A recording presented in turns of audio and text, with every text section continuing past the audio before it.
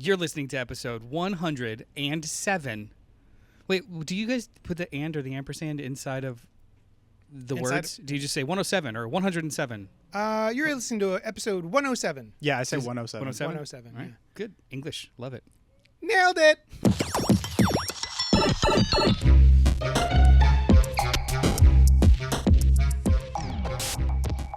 What's up to our sidekicks and henchfolk out there in the Geek Nation? You're currently listening to Fresh Floppies, a show wherein I, JD, of Johnny Destructo's Hero Complex, located at 4327 Main Street, Philadelphia, PA 19127. No breaths. And Noel. Ah, you did a breath.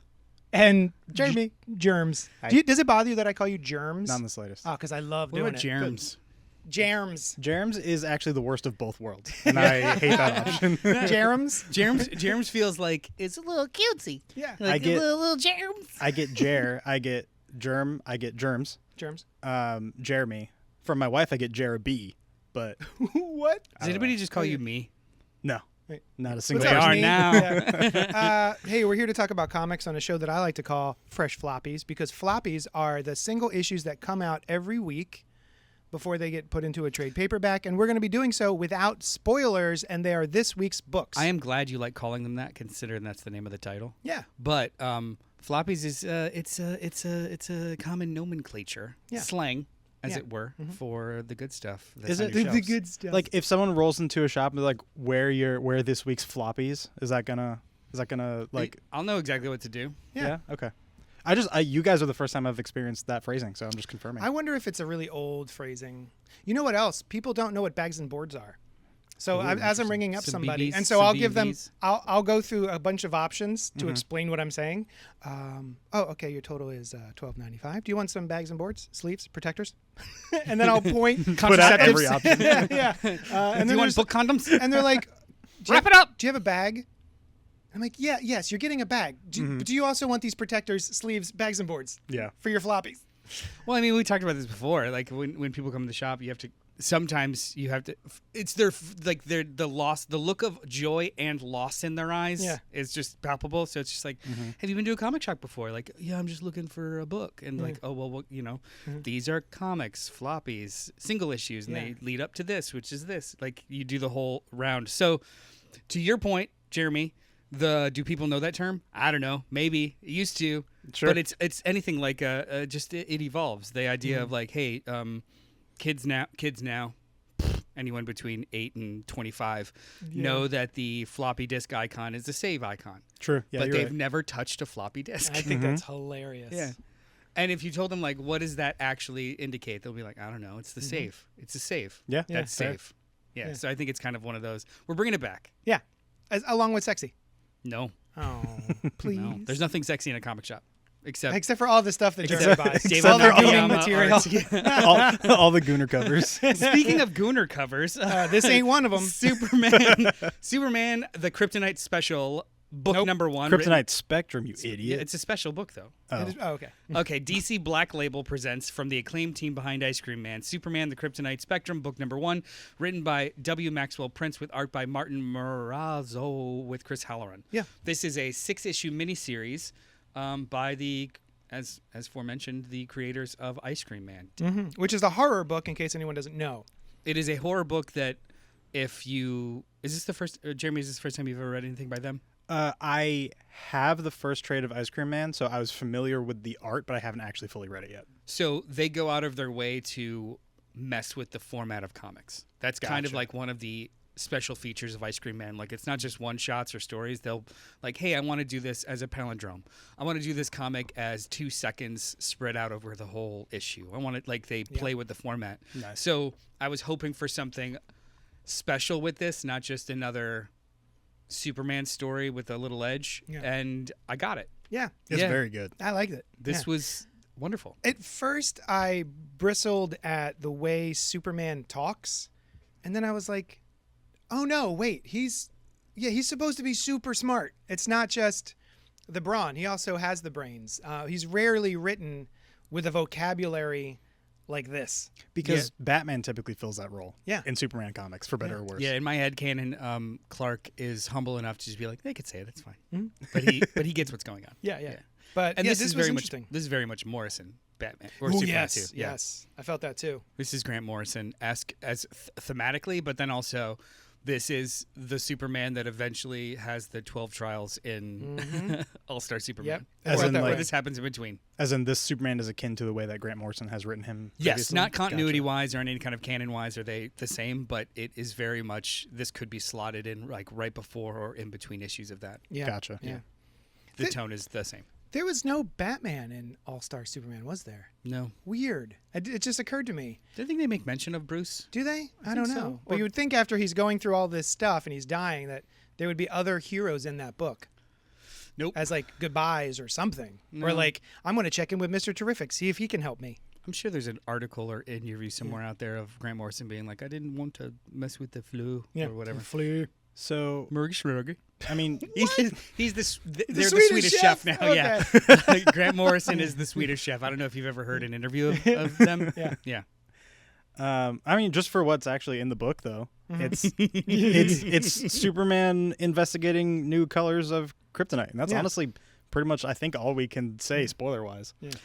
Yeah. The book is they discover new versions of Hues. kryptonite, hues Yeah. of kryptonite, and Clark is adamant about having them tested before they get into the wrong hands, and he doesn't know what he's in for. He solicits his best bud, his partner in crime, his The Bats. hetero life mate, Batman, to help him. Batman is like, nah, fam, that's stupid. Yeah. But he does it anyway. Which I go back and forth with because also it's like Batman would definitely want to know, Yeah, right? but Like, he would want to catalog these things too. I think which is why he eventually does go Yeah. along with it. But I do like his initial resistance to be like, this is dumb. Yeah. This could turn you into a world eater. Yeah. You know, who knows? You know, 'cause- for anyone who doesn't know, there are different hues of kryptonite. There's the green kryptonite, which just causes him harm and eventually kills him. Red makes him angry and sexy if you're in Smallville, the show. Black splits his brain in two, and gold takes his powers away. permanently? I don't know. I don't remember that. That's what he was given in Superman 3, which splits him, right? Or no, was that black? Black. That was black. Yeah. You're right. But I've read it both ways. If Yeah. gold is like permanent, you touch it, you're gone forever, or Yeah. it's just temporary. I don't remember. A lot of this stems from the Silver Age, wherein there were no rules whatsoever. There was just whatever drug they're on. Go ahead. You in the front with the hand raised. Go Oh ahead. yeah, I raised my hand for her question. Isn't in the what is it, Superman Unlimited or I was whatever it gonna ask is? about that too. Isn't the gold what protects him in that series? So or am I it forgetting? kind of aligns. So when he is oversaturated with green, he can expel it and have like a gold shell, but it's only for a couple of minutes, Yeah. and then like for the next 60 Got it. minutes after that, he's got no powers. And the gold shell means that he doesn't have powers. Oh, he's No, the gold shell, he's like supercharged, and then when it's gone. Then he's out of powers. Then he's out of Oh, powers. shit, you're Got right, it, you're right. okay. Shoot. But it does kind of align with the gold if it's just like a hyper dose, and then yeah. you got none after that little dose. And then there's a new Superman book starting. Oh wait, no, it's this one. That's the, That's yeah, the the new new Superman Superman book. book starting with Never gold. mind. Yeah. I We found it. We got it. How that was your rewinding Yeah, time. it's your rewinding time. Yeah. Too late.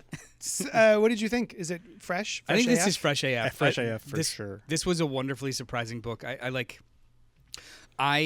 So there's a plot device that kind of breaks the fourth wall in a weird way to tell you a different type of story.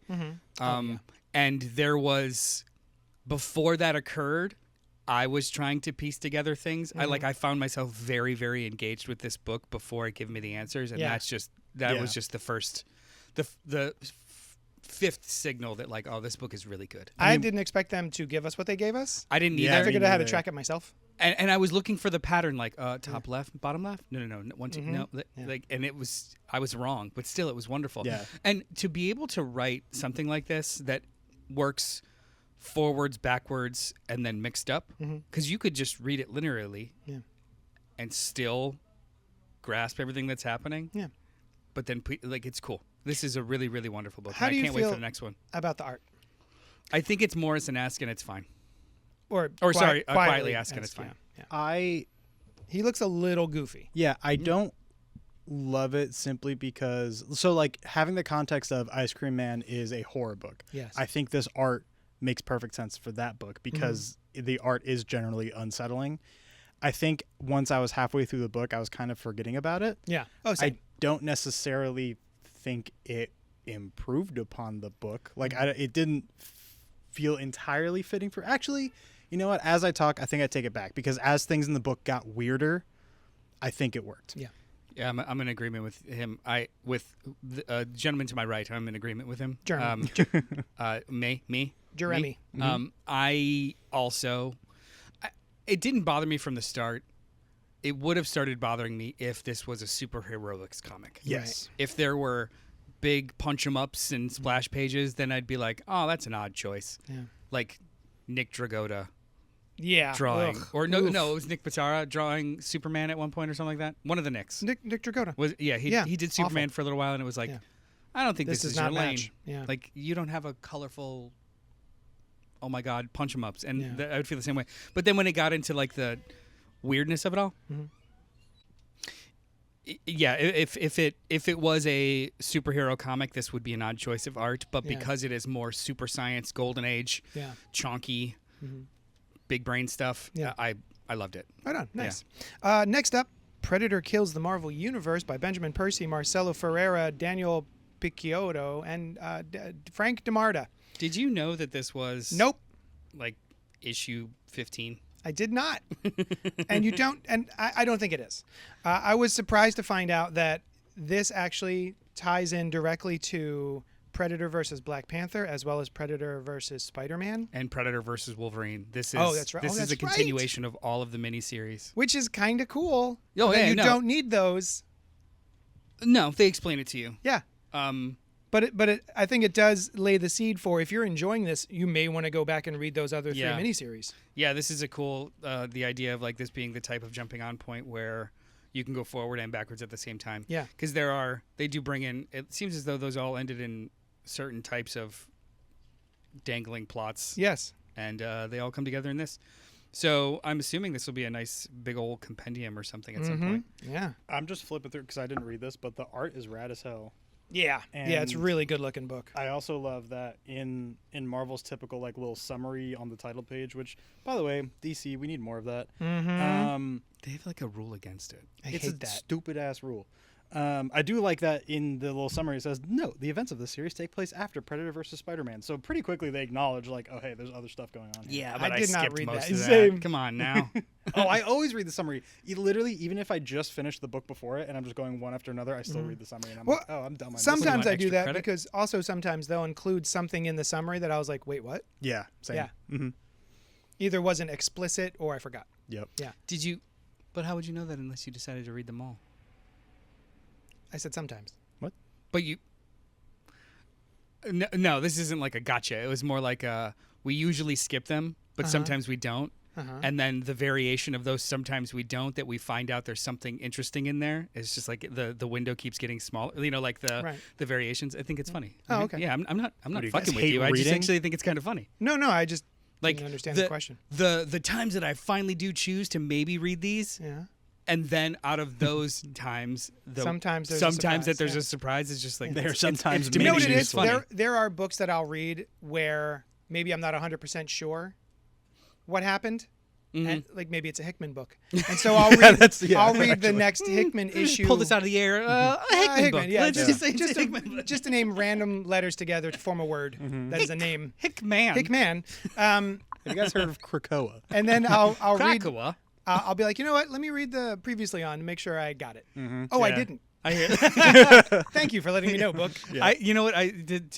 I'll talk briefly about it later. But yeah, some of the Ultimate books, even though I know everything that's going on, sometimes I will read those ones because they seem to. First of all, there's always 3 to 5 weeks in between issues in real time. But then there's always a piece that they'll focus on that it's like, oh yeah, that did happen 17 months ago. Yeah. So anyway, this was great. I was surprised at how much I enjoyed this. I feel the same way about this that I did about the first issue of Spider-Man.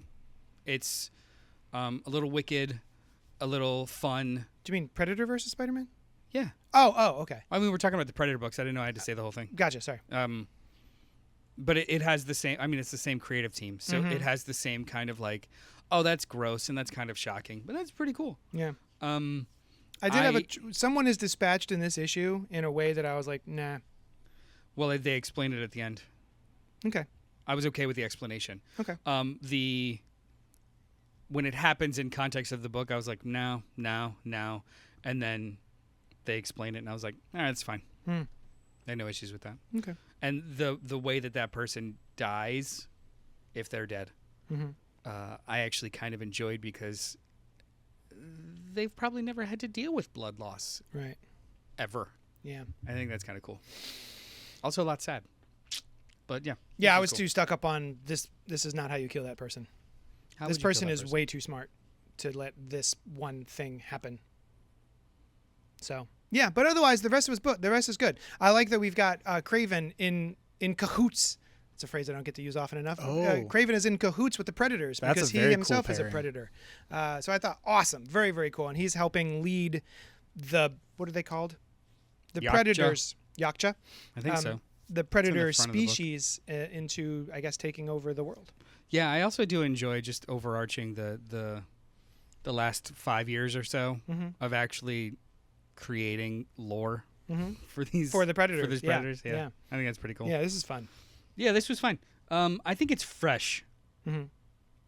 I wouldn't go fresh AF just because it's really specific and it's kind of edgy, but it's really really good for what it is. Yeah. Do you Yeah. think would you recommend for a better experience that people read the other No, one you shots could and start stuff? this. I think you could just start jump this. right here. Yeah, even though it is like a connected universe, there are parts in this book where they literally take time to introduce each like ending of the other series. Oh, great. So it's Okay. fun. Yeah. Cool. Yeah. And it does have. I think they're chasing deceased vibes, and they're not quite there yet. But it still is entertaining. Deceased, I think, is... no, that's not true. What am I thinking of? Deceased was awesome. Deceased is like the zombie universe. That's the of zombie DC, universe. right? But they're going with that vibe of like anything could happen, and Yeah. oh my god, you didn't think of this, and it's like dark and Yeah. violent. That had a little bit more pep in its step. This is a little drudgy Yeah. in its goals, you know. Okay. But it's still good. Yeah. I'd say it's pretty fresh, which is slightly above fresh. It's, I like this slightly fresh, more than you did. fresh and a half. Fresh and a half. So Yes. I'm yeah. 50% to where you are. Fresh point two. Chasing Amy or Quick Stops. No, I'm sorry. Quick Stops, Volume 3, Number 1 from Dark Horse Comics and Secret Stash Press. Anecdotes from the annals of the Askewniverse. That's right. So Annals. Kevin Smith. Yeah. Kevin Smith. But I have a different cover, a variant cover, which is just a Chasing Amy cover. The movie Chasing Amy from Kevin Smith from Ooh. 25 years ago. Mildly goon. And this is written by Kevin Smith, but drawn by John Sprengelmeyer. John Sprengelmeyer. I'm not Penciled, familiar. inked, and lettered. I do not know him. But this was fun. I don't know who this is for other than people who've already seen Chasing Amy and want to revisit it 25 years later. This is a comic book that is an indie comic book written and drawn in the Askewniverse by Holden McNeil, who is the character played by Ben Affleck in the titular Amy Chasing. And this is him recounting the events of that movie and maybe his regrets and some of his thought process in that movie. However, as a fictional writer-artist working on a comic book, this doesn't feel like he's giving the reader all of the information they need, because it's also just sort of like fast-forwarding through the movie, right? Did you read this, Noel? No, but I'm looking at it now. This is the in-universe book he makes at the end of the movie. Yes. Right? Only from his perspective. Uh-huh. Yeah. And I think it could be a little cuter if some of it is misremembered, because it's just taking dialogue and scenes from the movie and then making comic book panels out of them. But that's not how the brain works. Yeah. So I think, I realize I might be asking for too much, but if he were to change some of the dialogue ever so slightly, or like not get it 100% correct. Having not read this though, that is how a lot of indie ash cans worked, where it was just like fuck transitions or Yeah. full conversations. Like they were really rough at Yeah. times. So if that was an intention to kind of mess with the member berries of the format that people have no frame of reference for anymore, Right. that would be funny. The first page, I really do enjoy the visual joke, the penciler and inker. That's about it. Oh yeah. Yeah. Oh, the visual of just pencils and an inked version. That's pretty cute. But yeah, this is cute enough. It definitely gave me nostalgia for going back and revisiting Chasing Amy. I just saw on Prime Video, there's a documentary I want to watch called Chasing Amy about the filmmaker is a young queer who adores the movie but knows it's problematic and then has a whole thing about it. Yeah. Oh, that's kind of cool because it is. Yeah. Even at the time, I was kind of Well, it's a fantasy. Yeah. It's a male fantasy. Yes. But it doesn't. At the same time, it also represents. So, which one is stronger in your opinion, the male fantasy aspect or the representation aspect of it? And it's just an interesting conversation. Yeah. No, I'd like to The check good that with out. the bad. But yeah, this was solid. Yeah. This Nice. is. I don't know who this is for. Kevin Smith fans, Kevin's- just like when yeah. we talked about the Archie book. Like, Yeah. But Yeah, see, true. the Archie book was oddly special, as in like it continued the plot of Clerks. Yeah. It takes place in continuity of Yeah. Clerks. Yeah. But yeah, no, But- it was good stuff. Yeah. So And fresh enough, fresh. the artist does a great job here of doing likenesses and everything without looking like he's tracing the movie stills. So yeah, pretty fresh. Let's talk really quick about Fantastic Four #2, written by Ryan North with art by Humberto Ramos. The last place we left the Fantastic Four, it was dispersed through time, all four of them. By This is Doom. the By continuation. Doom. Yeah, it's I'm a mad I didn't continuation read it of now. Damn. Well, you're dumb. You're right. You're dumb. That's why I read comics, because I can't read real books. What did you? I thought that this issue was wonderful again. Yeah. It Was it fantastic? it follows the same. It follows the same format that North has kind of been doing with the ongoing run, where it's 1 to 2 issues. You know, let's solve a problem, but then new problem right after it. Solve a problem, new problem right after it. So he's doing these almost like mini arcs, but then overarching larger arcs within the mini arcs. They technically solve their problem at the end of this issue. Yes. And then there's a new one immediately. And then they drop a shoe immediately, Yeah. which was awesome. Yeah, I was like, yes, this is great. this good is shoe. fantastical. Good shoe. Good shoe. Good. Oh, yeah. Sorry. No, this was a great book. Yeah, the, this the is art really was fun. fantastic. The story was wonderful. It was genuinely original and creative. I loved it. Yeah. It was great. This is fresh AF. The problem I was having with the first issue was they've got this forever stone. So they know that eventually maybe they'd be lost in time either together or separately, but everyone will know the location of this forever stone. It's got a little tracker in it created by Reed Richards. Yeah, they're pinging their suits kind of a thing. Yeah. So they can find this forever stone and then the other members will be able to come get them because they know where the Where in forever the stone they are, yeah. Yeah. But how do they know when to go to?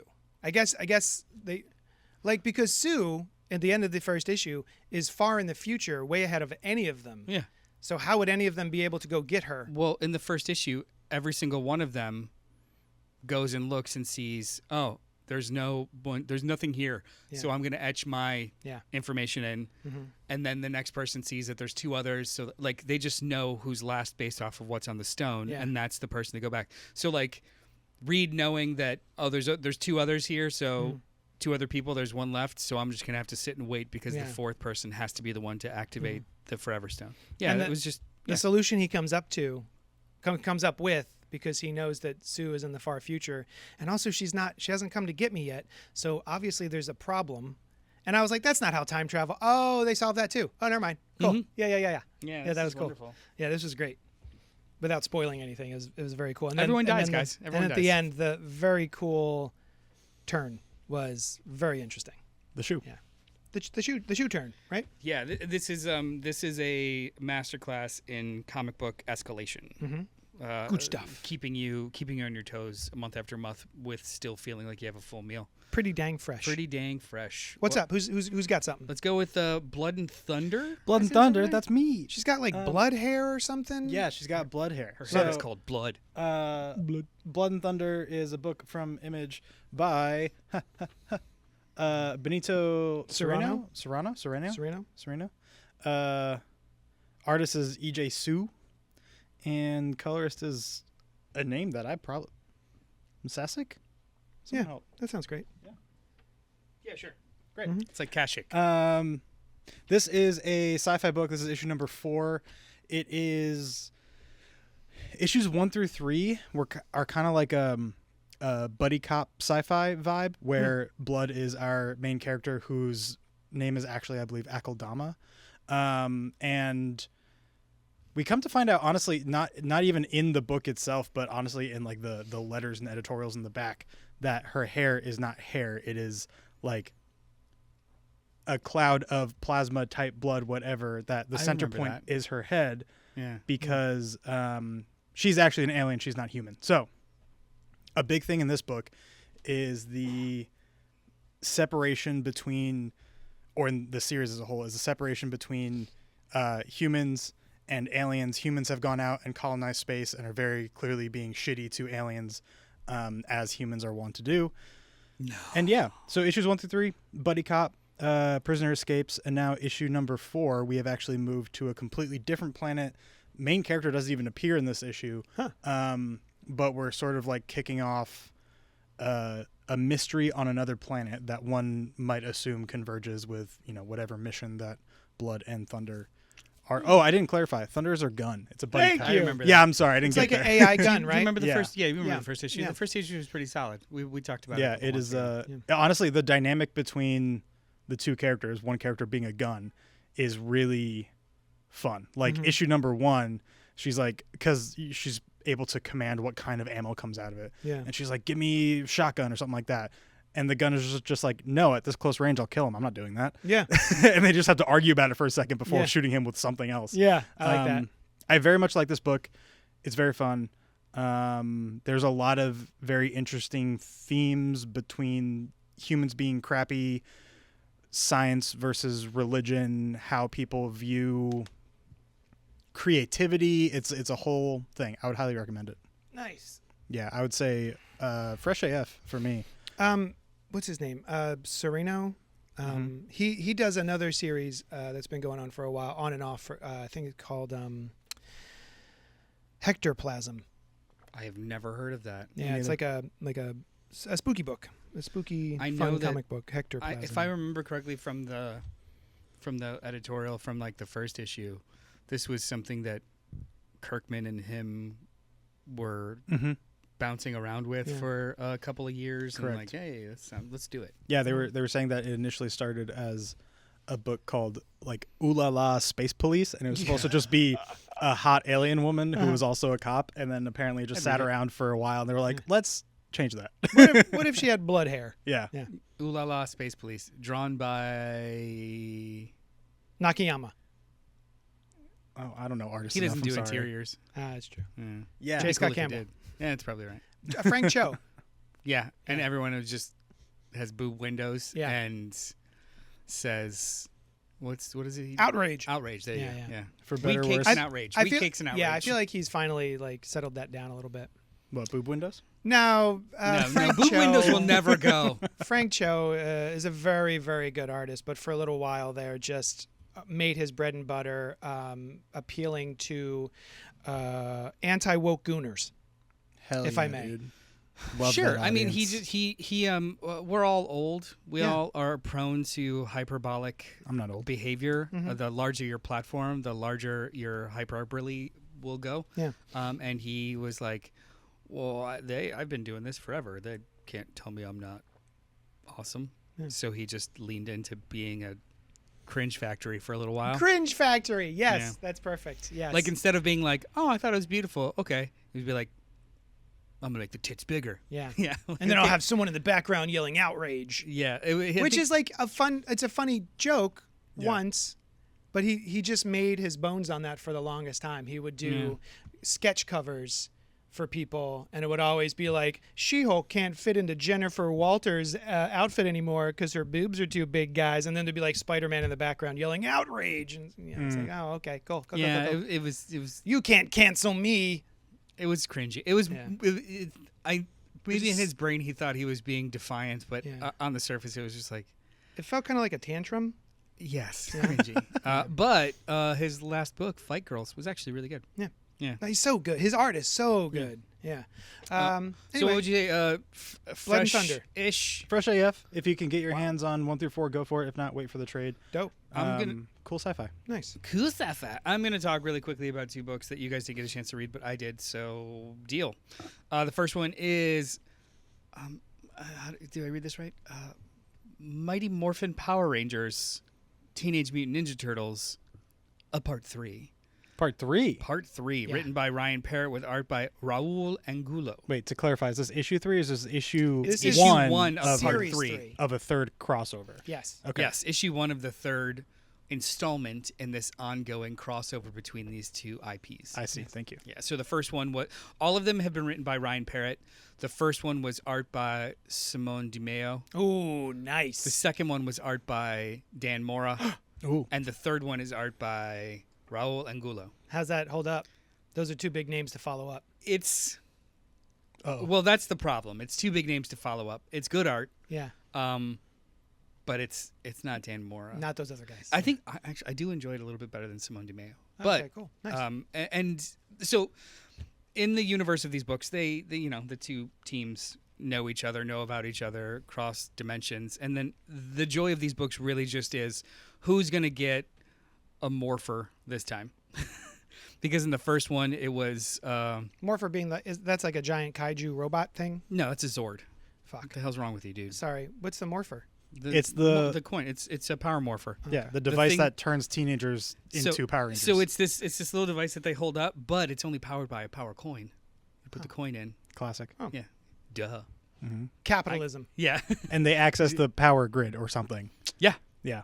Did I Morphin get that grid. right? Morphin grid. Damn, Yeah. I was close. I was giving it to you. It's fine. Thanks. In this one, though, they introduced potentially a different type of grid Ooh, that the it's bad a guys turtle can grid. access. Oh no, okay, A different turtle grid. grid. I think it calls it the shadow grid. But so in the first one, it was like Shredder and Rita Repulsa get together, and then the second one was like Krang and Zed get together, and now this one it's Shredder and Zed. It's funny. It's stupid. We see some like old Teenage Mutant Ninja Turtle characters turn into Rangers, which is really funny. This is a comic book explicitly created for new action figures. Oh, interesting. But it's really fun the way that it's done. I'll show you this without spoiling it. Looking. We're getting a fun little art Nice. spread here. Oh, nice. Yeah, you see who they are? Yeah. And I will tell you, like I do have action figures from the first one. Oh, I was about to say. Yeah. So I there didn't was think they made action figures. they from did. these. Did So they? they made the turtle ones as Rangers, which are really fun. And then at one point, I think in the second one or the first one, Shredder gets the Green Ranger power coin and becomes a Shredder Green Ranger, and he's Nice. fucking jacked and big. I have that one. Nice. Yeah, these are just stupid. These are fun, good way? stupid. Okay. Yeah, In a good way. trash. Junk They're food. trash. Oh, I don't They're know junk if we've food. done this with Jeremy. Mm. So there's a distinction between trash and garbage. Oh, okay. Trash is dry. Garbage is wet. So if we Oh. say something is garbage, that means that it's not good. It's got trash a is fume. fun. It's a pungent. It's sloppy. Right. It's not fun. Trash. It knows what it nice. is. It knows what it is. It's and having it's a good fun. time. Okay, Yeah. perfect. That's what this is. Good It knows what trash. it is. It's having a Got good time. Do you need to read the other two? No. Great. Should you? This just this actually structurally it starts in media res with our heroes on a suicide mission, and then it goes back in time to the start of this. So you can just jump in on this. They give you everything you need contextually. If you are aware of just these IPs and how they exist, you're fine. Great. Give this a shot. Go back and get the other trades too. This is a fun. And this doesn't silly have series. connection to any of those IPs individual Nope. series. Cool. This is Great. not within the continuity of the Power Rangers book or in the continuity of the Turtles book. This is just its own effing thing. Love that. Dope. Of the original 5 Rangers and the original 4 Turtles. Turts. With April hanging out too. Nice, dude. And I want to talk really quickly about the Ultimates number 15 that came out today with written by Dennis Camp with art by a different person. Oh my god, Vamp. No. Don't help me, guys. Nope. Von Randall. I had never heard of them or seen them before. So there's that. Cool. This deals with Shang-Chi Yeah. and the Iron Fist in the Ultimate Universe. And they are or aren't who you think they are or can be. Yeah, it's not Shang-Chi, right? It's a different pronunciation. It's Shang-Chi. It's like QI as opposed to CHI, I believe. Shenki. Shang-Chi. But did you get a chance to read some of this? No, I want to. That doesn't end up the way you think either. Okay, cool. I flipped through it because I was like, I really want to catch up on this. I don't know if this is a jumping on point. Maybe I'll give it a go. I wouldn't say any issue of this has ever been a jumping on Okay. point. Not even issue 1. No. Issue 1 actually did have pre-read, Yeah. which was the Ultimate Universe one-shot. Shit, you're right. And Ultimate Invasion. How is this? This is great. Yeah. The art. You love Ultimates. I do. I think Ultimates is probably the best of the Ultimate books. Mhm. Yeah. It has it's acting as the spine of this entire overarching plot Yeah. of the Maker. It really is The glue. it's the most necessary book if Yeah. you care about like the larger flow of this Yeah. entire initiative. Mhm. I know a lot of people will probably say that Spider-Man's the best book. Great. It is a really, really good book, but it barely, if at all, touches on the overarching plot of the Maker being stuck and how this is going to turn out. I enjoy the Ultimate Spider-Man book. It is This one, Ultimates, feels way more fresh and interesting. Yeah. It is doing way different things with all of the characters and the world building and all that sort of stuff. This really has been the sleeper book of the Ultimate Universe reboot. Yeah, I'm very, very happy with this book. I there's a couple things in here that the art is good. It's not as good as one for Gary. There's a couple of things that happen in here that I had to turn the page back to be like, oh, oh my God. Okay. Because we have some very interesting things that develop with our version of She-Hulk here. Okay. Who I love. I love this version of She-Hulk, who's I not forget Jen Walters. Her name. Is she Indonesian? Lajori Jonah Zakaria. I don't know. Does she- they don't.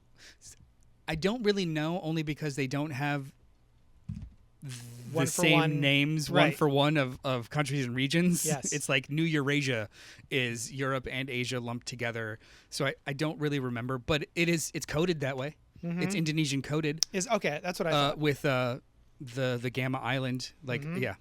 Yeah. Okay, cool. Yeah, but I don't know if it's actually Indonesia. But before you guys pull the hook out though, so this was fresh AF. This continues to be fresh AF, even with the fill-in artist.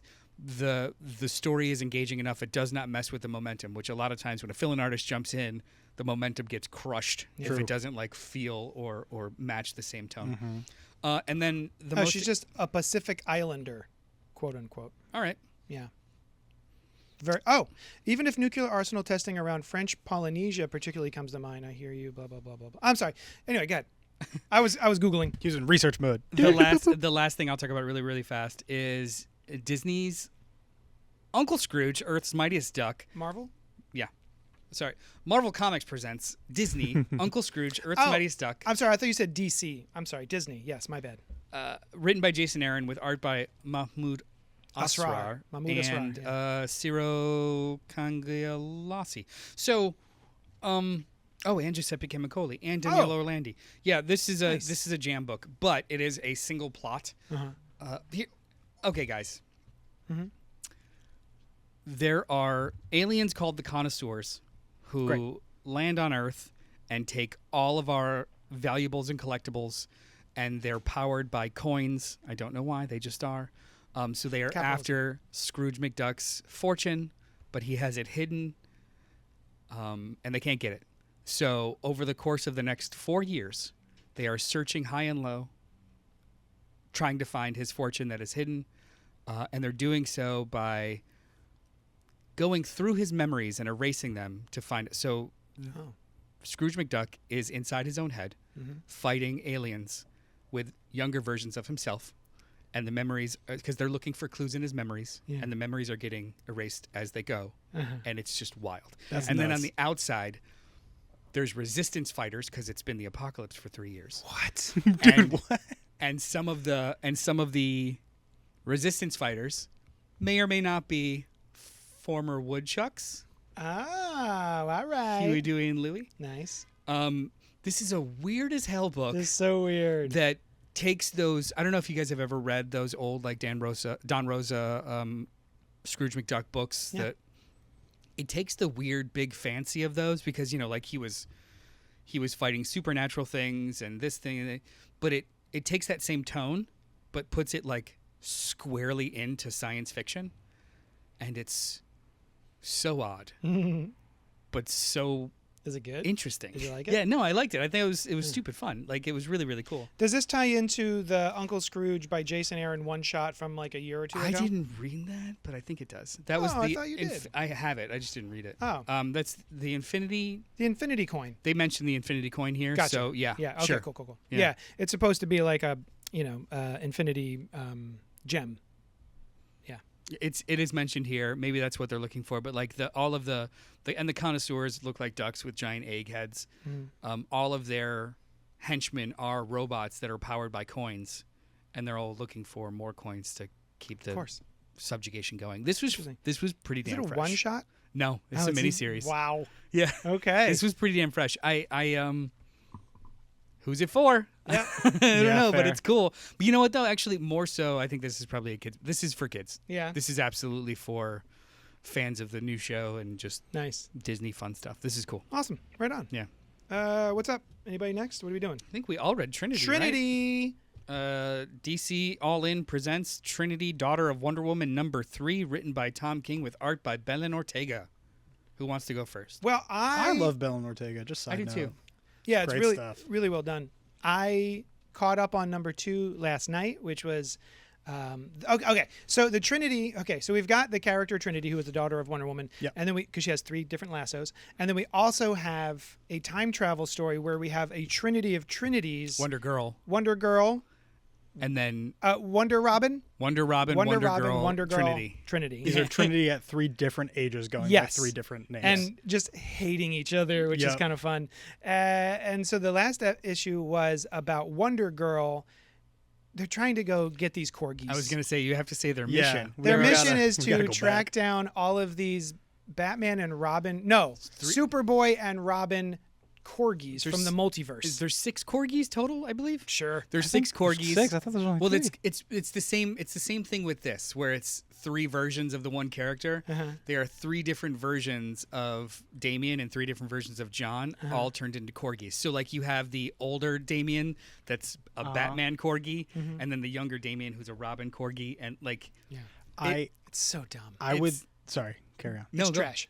It's trash. This is trash. It is, but I would like to go further back into context because we start off with child like barely older than a toddler. Wonder Robin? Trinity. I think she's like 8. Wonder she's, Robin, she's 8. supposed to be like 8, 12, and 16, Something like I that. think, something like that. Sure. And she is sitting by herself, getting all sad about the fact that she doesn't have a dad or whatever. And then Or whatever. Yeah, I don't know. And then like young teenage Trinity comes back in time specifically for the purpose of consoling her and being like, I remember this moment sucking. Yeah. I want to help make it better. And then via that casual time travel, they somehow end up messing with time enough that they have turned Superboy, Robin, whoever else into corgis. Yes. And that's the sparking incident for them now traveling back and forth through time trying to rescue these corgis. Yes, Yes. the 6 corgis have been strewn about all of time and Yes, space. into because they different- ran into a time machine in and hit different a button. eras of the DC universe. So this is basically baby Lizzie's traveling to different like continuity blops in all of DC to find a doggy. Yeah. Yeah. It's So goofy. dumb. It's fun. But yeah, so I caught up on the second one yesterday, which is her and Jason Todd, which Yeah. was great. Yeah, it was. And then so I was like, this is really fun. And then this issue is Wonder Girl. No, It's Trinity. it's Trinity. It's the older one. having to deal with a time problem. There's a it's the train tracks dilemma. Do you save this Yeah. person or this person and having to go or Yeah. It's a time travel dilemma. She keeps blipping into the same period of time wherein the same threat keeps happening Yeah. to 2 different characters. Yeah. It's fun though. Yeah, and we were off mic. We were talking about, is this for kids or is this by kids? I said bye, kids. And I think it's a lot of all of it. So like this book it's written by Tom King, who everyone, if the internet had an opinion about Tom King, it would very much be that he only knows how to write a specific type of trauma, and that's Yeah. it. And also, he's a war criminal. Apparently, because he served. Yeah. You say your face is ironic Do you actually believe he's a war criminal? I don't think it's going to No. cover on. No. Okay, yeah. No. I don't know what's happening, but I think he's probably a war criminal. With a name like Tom King, that feels war Come criminal. on. He was an analyst for the CIA in the early 2000s. That's why a lot of his Weren't books we all? actually have to do. We Sorry. kind of were. We kind of all were. Yeah. So a lot of his books have those themes, like Strange Adventures has those themes. Sheriff of Baghdad. Babylon, that sorry. does actually. War crimes and regret. Yeah, war crimes and regret, basically, That or does- just regret about your role. Yeah. Yeah, a lot of them. That does inform the current run of Wonder Woman. That I, Yeah. I didn't have that context, but Well, the that's- current that's run of Wonder interesting. Woman very much has to do with how do you respond to a country that you have affection for Yeah. no longer having affection for you, Yeah. or learning something about where your affection was placed Yeah. is actually pernicious. Mm-hmm. Like I think those are rich themes. A lot of people hate them and they just think that they're rah-rah nationalism, which is fine. I disagree with. I disagree with it also, but Yeah. it's I think fine. it's the opposite of rah-rah nationalism. If anything, yeah. But see, what happens is there is a panel where Wonder Woman is sobbing, holding an American flag, and then you're like, oh, that's rah-rah nationalism because of this one panel I'm looking at, not the larger context of that's the only thing that she has from dead Steve Trevor. I almost said Rogers. But even if it is rah-rah nationalism, Mm. she's mourning something she thought, Yes. something she knew, That's a good something point. she wanted. That's a good Yeah. point. She's yeah. not mourning like I wish America was as great. Well, it's I wish America was great, not I will cradle this country and Yeah, all it of its was- ideals. It was it's tragic. Yeah, JD and I saw the same argument online. It seems because it was god. Yeah, these well, people it's devoid of all context. And then oh well, he could have depicted it in a different way, but he didn't. And this is the context. Yeah. It's fine. But anyway, Trinity. so and Trinity, and then you had also saw a thing about like, well, Trinity was just created to. Yes. People are upset with him for creating Trinity in the way that he did. His goal for creating Trinity, the character, this female character who is the daughter of the premier female superhero in DC, was he wanted John Kent and Damian to have a little sister. Which So- honestly, love that. It's adorable, but I think his goal of it being, I'm going to create this female specifically because of these two male characters, as opposed to Oh. I'm going to create a character for Wonder Woman, and we're going to deal with motherhood and being a girl growing up, as opposed to I want someone for these two boy characters to interact with. I see. So we had talked about this. I guess I'd push back on that only because like the context of him answering that question in that way. I've heard interviews of him where he's just pretty flippant and kind of like, oh, and then it would be cool to have a little sister. Yeah. Like, I don't know. I would doubt that was the pure impetus of him wanting to go in this story, more so than like that's validation too. Mm-hmm. Like, oh, I want to explore how you raise somebody in this environment without blah blah blah. And wouldn't it be great if like they also like there's a If new we had a Trinity new and they had a Trinity, little yeah. sister and stuff? Like I don't know which comes first, chicken or the egg, but then taking one devoid of the other and just saying, well, his intention was just to give these boys something to do. Like I think that's bad faith. The argument itself It's a at the bad beginning faith, is a yeah. bad faith argument. Yeah. But anyway, this book is so weird because it is very much steeped in the not jokey continuity and plot points of the Wonder Woman book. Yeah. But it is exclusively told through the perspective of adolescent characters. Yeah. And it is written that way. So it is a book by children about children. But then I'm like, I guess it's for children, but also it's also for adults that are enjoying that other book that is tonally the opposite. Yeah. So it's like this weird in-between space that I think is funny. Because it's also dealing with events in the past Mhm. that only old readers will recognize. And so far, they've all been very dark events in the Yes. past. Like the first one was the Crisis on Infinite Earths. And Jason Todd, And then now this is- it's it's- the War of the Gods, I think, was Yeah, the event like 20, 25 years ago, 30 years ago. it wasn't Byrne. It's Perez. Was it Perez? Yeah. See, the funny thing is, I didn't know these were old significant events. I had Oh. no idea. Neat. I just thought we were going back to random adventures. Like, obviously, I knew Jason Todd was going to die. Like, I got the context of that one. Yeah. But the first issue, where, I don't know, some random angsty dude came back from the future, I didn't know his business. Paragon. Oh, yeah. Yeah, I didn't know the business of this issue, but Pariah. Pariah. Sorry. Pariah is forced to watch universes die.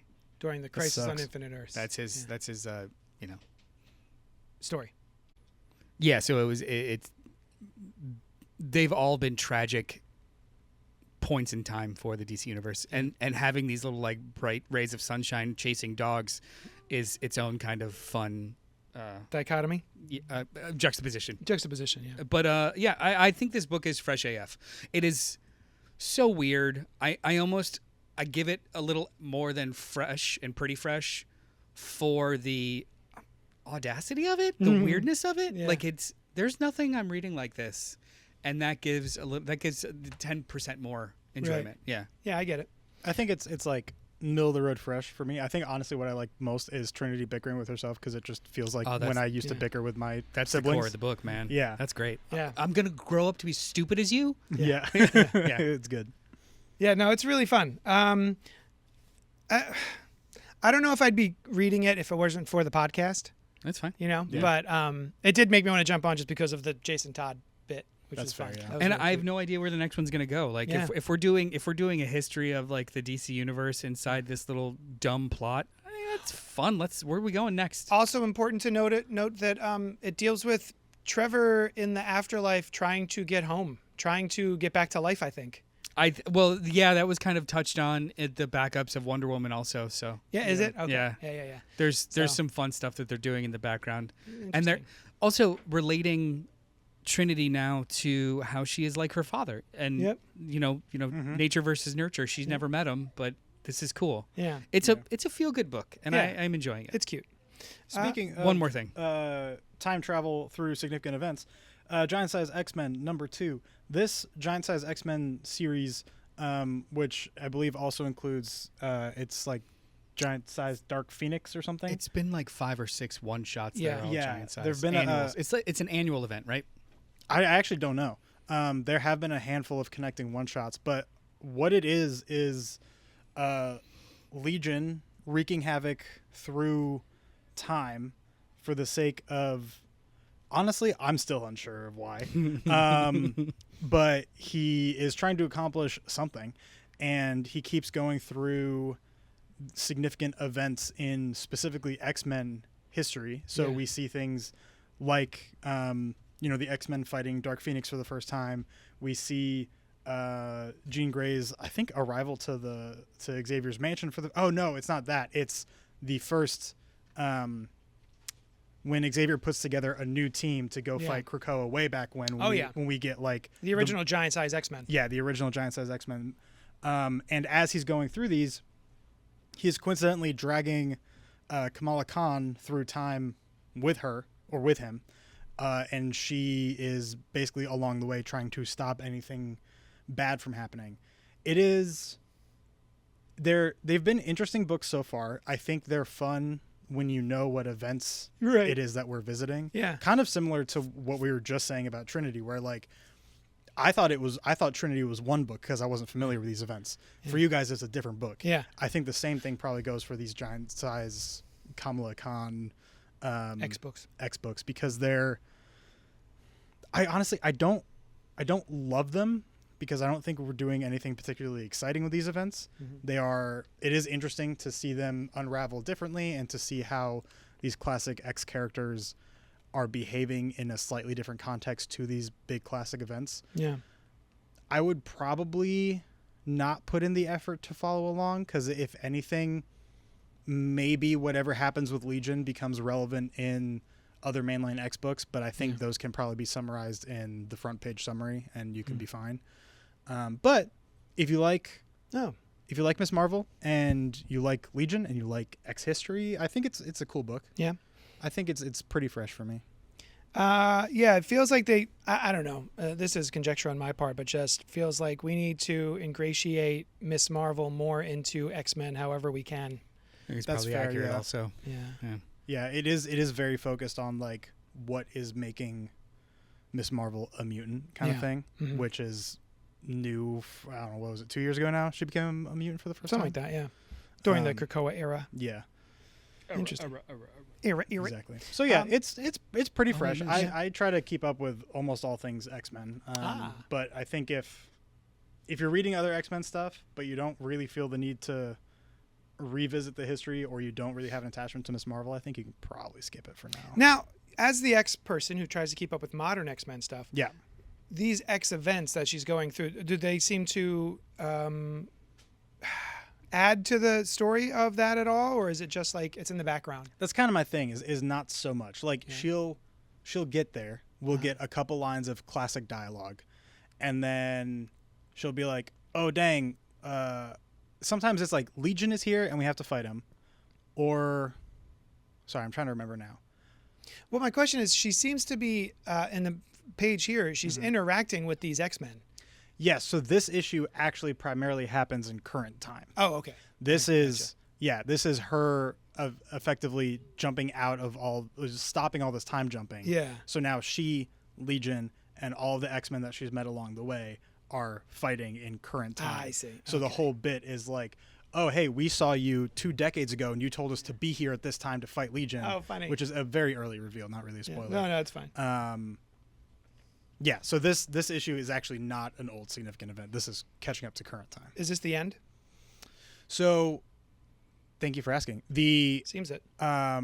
This seems like the end, but also, coincidentally, because you were in the back pages there, all of these giant-sized books have also had, I believe they've been calling them Revelation stories. I think it says on the bottom of the cover. Oh, yes. They've had stories in the back that are also... leading up to Age of Revelation. Yes. Yeah, they are additional historical X-Men stories that are filling in small gaps that we haven't seen before. Thank you. So I actually totally forgot about that.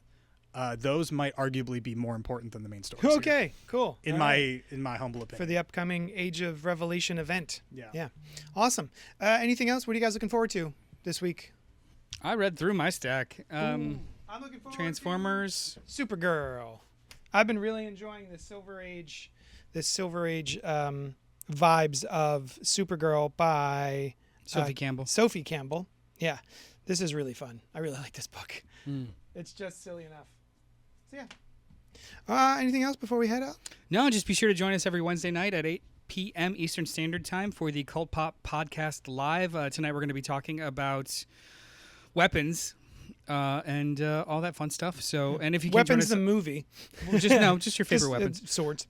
If you can't join us, be sure to like, comment, subscribe on our Facebook and YouTube pages so you'll know when we do content and podcasts and all that fun stuff. Yeah. Oh, and if you want to send us a question or a comment or concern, something you want us to review, email us at cultpopgo@gmail.com. That's it. Thanks so much for hanging out with us, and we'll talk at you later. Thank you. Do-do-do.